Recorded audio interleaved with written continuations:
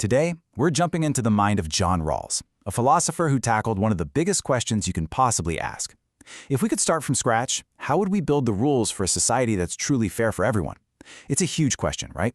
But Rawls gave us this incredible thought experiment to help us figure it out. So let's get right into the core problem. Just think about it. If we all got together today to write the rules, we'd all just fight for what benefits us personally, wouldn't we? Rich people would push for lower taxes. People without much money would want more social programs. We're all biased, and Rawls knew this was the single biggest roadblock to creating a just world. So, what was his solution? How do we get past our own self-interest? Well, he didn't write a simple list of rules. Instead, he created a hypothetical scenario, a brilliant thought experiment designed to force us to think impartially.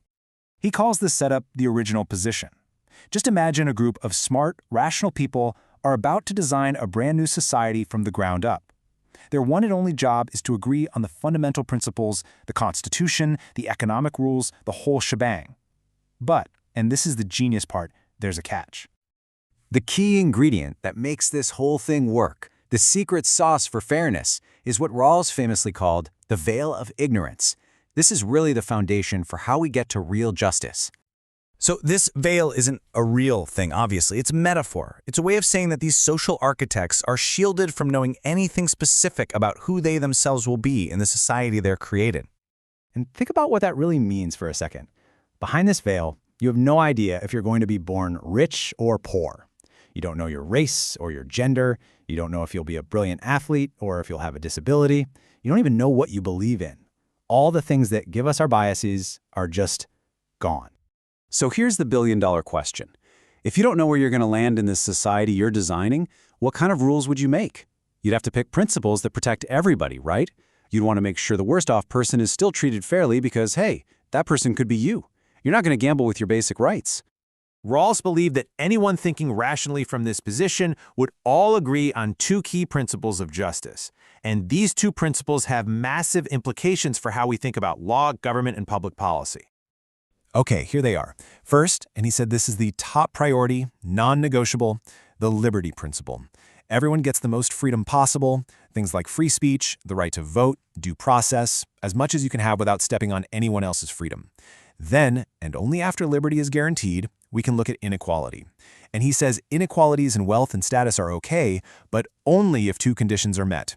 One, everyone has to have a fair shot at getting those better positions. And two, and this is the famous one, any inequality that exists must be set up to benefit the least advantaged person in society the most. That's the difference principle. So, sure, a doctor can make more than a janitor, but only if that system, with its incentives and taxes, results in the janitor being better off than they would be in any other system. All right, this is where it gets really practical. This is where we move from a thought experiment to the real world of jurisprudence and policymaking. How would these principles actually shape a country's laws and government? Now, to really understand Rawls's take on this, it helps to see what he was arguing against. His famous contemporary, the libertarian Robert Nozick, had a completely different view. For Nozick, taxing people to redistribute wealth wasn't just annoying. It was a deep moral wrong, basically a form of forced labor. So you've got these two clashing ideas. Nozick's view is pretty straightforward. If you got your money without cheating or stealing, it's yours. End of story. Taxing it to give to someone else is a violation of your liberty. But Rawls comes back and says, you're missing the point. He's not talking about interfering with individual choices. He's talking about designing the basic structure, the tax laws, property laws, the background rules of the whole game, to make sure the system itself is fair from the start. And this leads to a really crucial takeaway from Rawls. You can't just take any old economic system and sprinkle some justice on top. The system itself has to be built from the ground up to support these principles. Now get ready for a surprise. Most people hear Rawls and think welfare state, but actually, he rejected the typical welfare state. Why? He said it lets massive fortunes get concentrated in a few hands, which corrupts politics and undermines equality. It just tries to put a band-aid on the problem with welfare checks after the damage is done. What he wanted instead was something he called a property-owning democracy. The goal here isn't to redistribute income at the end, but to spread out the ownership of wealth and capital from the beginning through things like inheritance taxes and policies that help everyone build assets. So you never get that kind of extreme, democracy-distorting inequality in the first place. So let's paint a picture. What does a Rawlsian country actually look like? Well, first, you'd have rock-solid constitutional rights. That's the liberty principle. Then, to make sure everyone has a fair shot, you need things like really good public schools and universal health care. That's fair equality of opportunity. And this is a big one. You'd have to have serious campaign finance reform, because Rawls argued that when money equals political speech, the liberties of the rich are worth way more than the liberties of the poor.